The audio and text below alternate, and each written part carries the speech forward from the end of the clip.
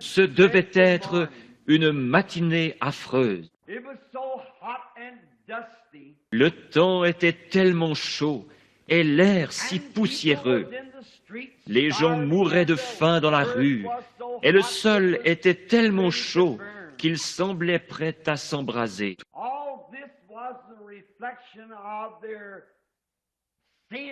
Tout ceci était le reflet de leur péché et de leur déchéance morale. Vous voyez, Akab régnait en Israël à l'époque ou sur Israël. Et il fut le plus méchant de tous les rois d'Israël. Aucun roi n'avait été aussi méchant qu'Akab. Il avait pourtant été enseigné et il savait ce qu'il devait faire. Mais il continua néanmoins de déplaire à Dieu dans toutes ses actions. Bien qu'il eût une grande armée et que le peuple fût devenu très prospère sous son règne. Mais sachez qu'on ne peut déplaire à Dieu et s'attendre à s'en tirer ainsi bien longtemps. Et puis, lors de son mariage, au lieu d'épouser quelqu'un parmi son peuple, il alla épouser une pécheresse, une idolâtre qui adorait les idoles. Il épousa Jézabel. Et elle n'était pas une croyante. Et jamais un croyant ne devrait épouser un incroyant. En aucun cas. On devrait toujours se marier entre croyants. Le livre des Juges, chapitre 3. Voici les nations que l'Éternel laissa pour éprouver par elles Israël, tous ceux qui n'avaient pas connu toutes les guerres de Canaan. Il voulait seulement que les générations des enfants d'Israël connussent et apprissent la guerre, ceux qui ne l'avaient pas connue auparavant. Ces nations étaient les saints princes des Philistins, tous les Cananéens, les Sidoniens et les Éviens qui habitaient la montagne du Liban, depuis la montagne de Baal-Hermon jusqu'à l'entrée de Hamath. Ces nations servirent à mettre Israël à l'épreuve afin que l'Éternel sût s'ils obéiraient au commandement qu'il avait prescrit à leur père par Moïse. Et les enfants d'Israël habitèrent au milieu des Cananéens, des Hétiens et des Amoréens, des Phéréziens, des Éviens et des Jébusiens. Ils prirent leurs filles pour femmes, ils donnèrent à leurs fils leurs propres filles, et ils servirent leurs dieux. Les enfants d'Israël firent ce qui déplaît à l'Éternel. Ils oublièrent l'Éternel et ils servirent les Baals et les idoles. Mais Akab avait fait cette chose mauvaise.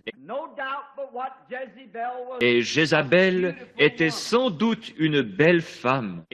Et lui s'était laissé séduire par son apparence plutôt que par ce qu'elle était vraiment.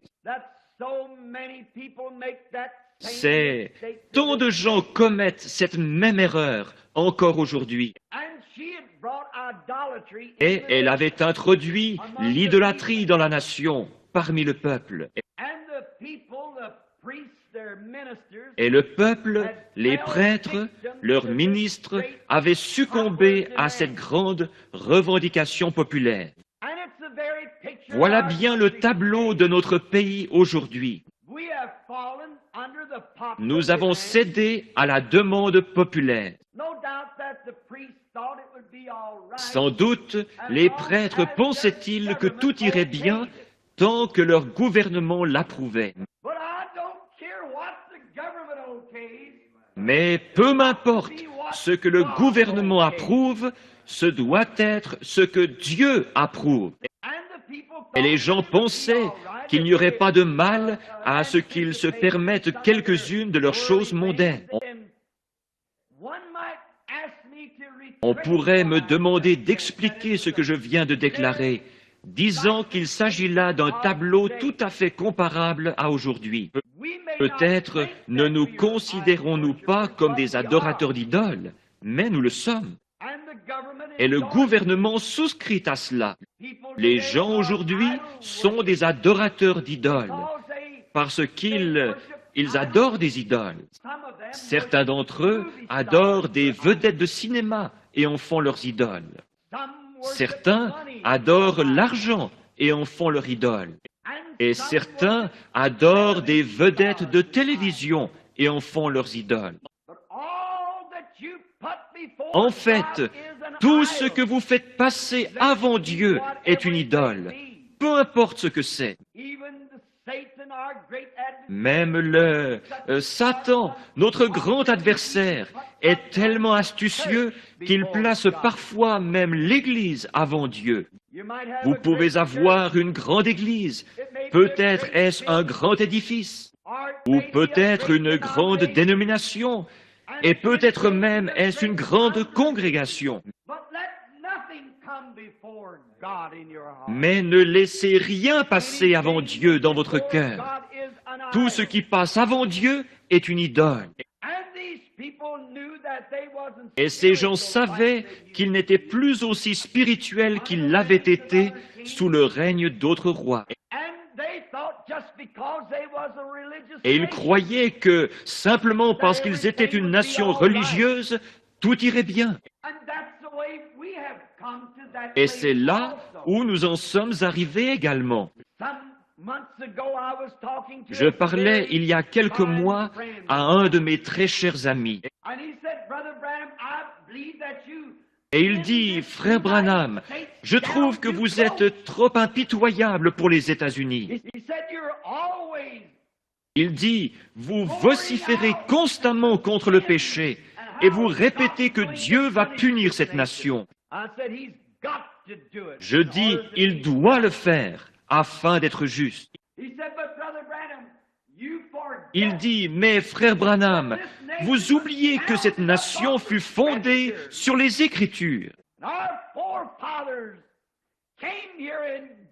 que nos ancêtres s'installèrent ici, que Dieu nous a donné cet héritage et que nous sommes une nation religieuse. Je dis, c'est vrai, tout cela est vrai, et personne ne sait combien j'apprécie cette nation. Mais regardez mon frère, Israël fut lui aussi choisi par Dieu, et Dieu lui envoya des prophètes et de grands hommes. Mais Dieu ne peut pas tolérer le péché. Il a fait récolter à Israël chaque grain qu'il a semé. Et s'il a fait récolter à Israël ce qu'il a semé, il nous fera récolter ce que nous semons. Il ne fait pas exception de personne. La colère de l'Éternel s'enflamma contre Israël, et il les vendit entre les mains de Cushan-Rishathaïm, roi de Mésopotamie. Et les enfants d'Israël furent asservis 8 ans à Cushan-Rishathaïm. Les enfants d'Israël crièrent à l'Éternel, et l'Éternel leur suscita un libérateur qui les délivra, Othniel, fils de Kénaz, frère cadet de Caleb. L'esprit de l'Éternel fut sur lui. Il devint juge en Israël et il partit pour la guerre. L'Éternel livra entre ses mains Cushan-Rishathaïm, roi de Mésopotamie, et sa main fut puissante contre Cushan-Rishathaïm. Le pays fut en repos pendant 40 ans, et Othniel, fils de Kénaz, mourut.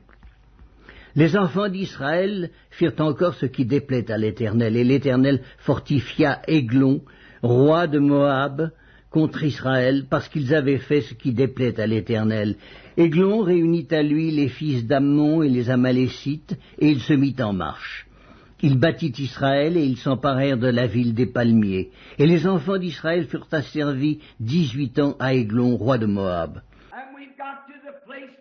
Et nous en sommes arrivés à croire que parce que nous nous reposons sur ce que nos ancêtres ont fait, ou sur les grands fondateurs de nos églises, sur ces gros sacrifices qu'ils ont faits pour Dieu, tout cela est très bien et grandement apprécié, mais nous ne pouvons pas tirer notre salut de ce qu'eux ont fait. Le salut est une affaire individuelle entre chaque personne et Dieu. Ce n'est ni avec notre nation, ni avec notre Église, mais c'est tout seul devant Dieu que nous devons répondre de nous-mêmes. Notre pays en est arrivé au point où même chez les gens les plus spirituels que nous ayons, Lorsqu'on s'adresse à ces hommes et femmes spirituels, on peut constater qu'il y a dans leur cœur un manque. Nous avons, ces dernières semaines, j'ai vérifié certaines de ces choses. Et j'ai constaté que les hommes, même que je considérais comme le noyau, ces hommes-là mettent néanmoins l'accent sur les choses temporelles, déclarant à tout vent, tous les vents, Dieu m'a donné le plus grand ceci et cela. Dieu donne. Vous êtes en train de bluffer. La présence de grands biens matériels ne reflète pas toujours la volonté de Dieu. Dieu fait pleuvoir sur les justes et sur les injustes. Mais ce dont le monde a besoin aujourd'hui, ce n'est pas d'une foi illusoire, d'un bluff de spiritualité. La foi accomplira parfois de grands miracles sans toutefois provenir d'un cœur spirituel.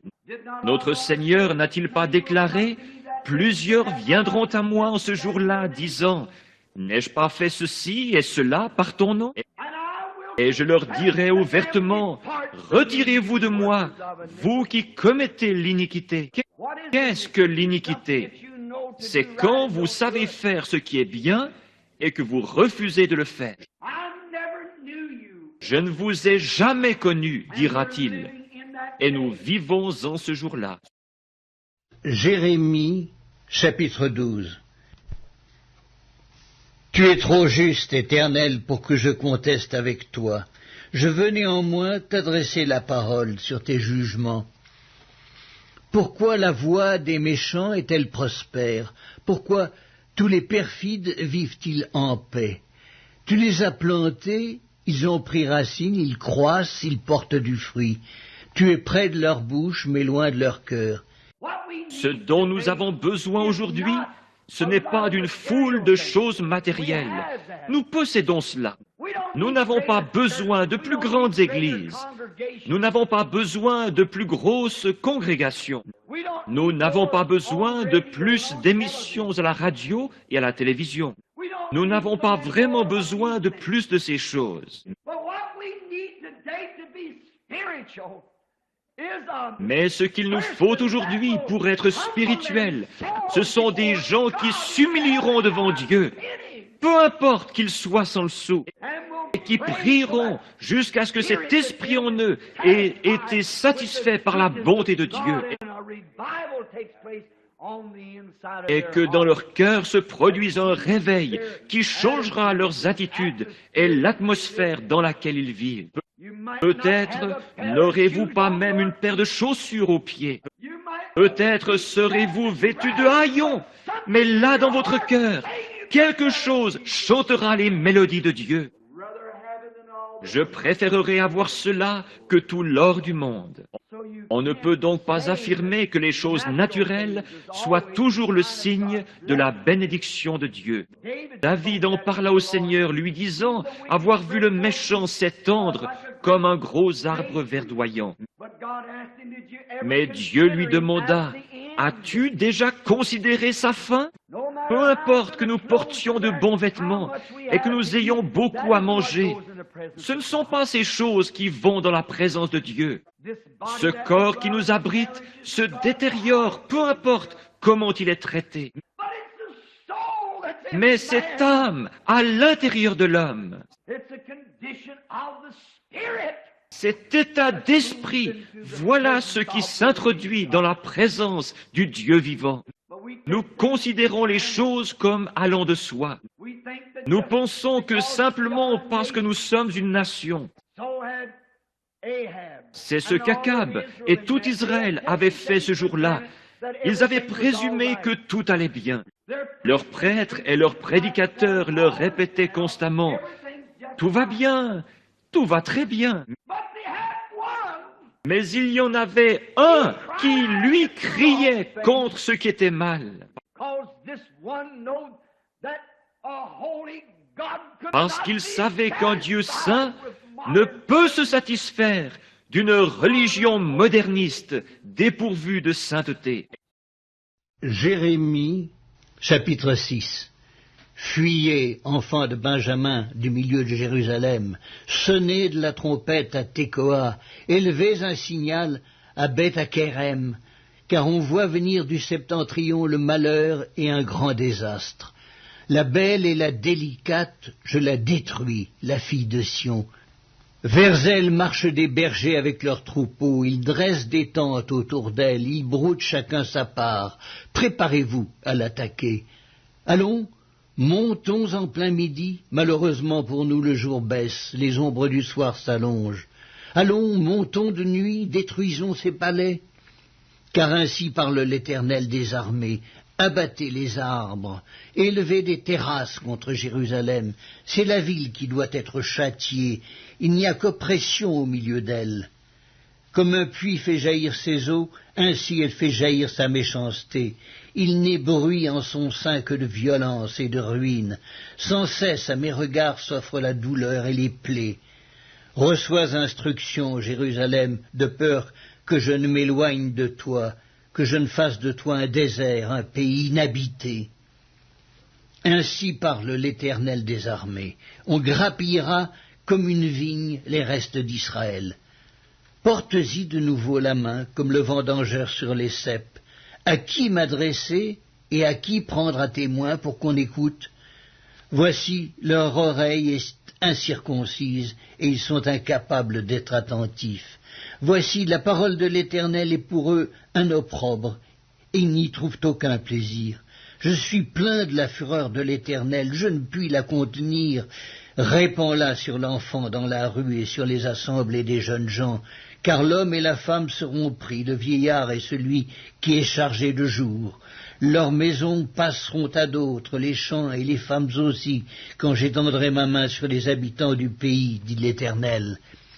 Car depuis le plus petit jusqu'au plus grand, tous sont avides de grain, depuis le prophète jusqu'au sacrificateur, tous usent de tromperie. Ils pensent à la légère la plaie de la fille de mon peuple.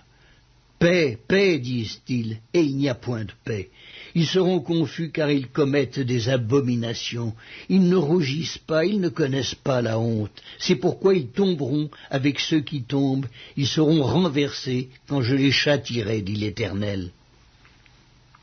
Ainsi parle l'Éternel.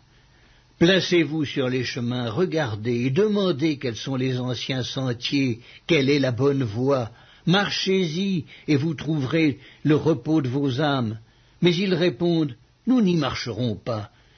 J'ai mis près de vous des sentinelles, soyez attentifs au son de la trompette, mais ils répondent, nous n'y serons pas attentifs. C'est pourquoi, écoutez, nations, sachez ce qui leur arrivera, assemblée des peuples. Écoute, terre.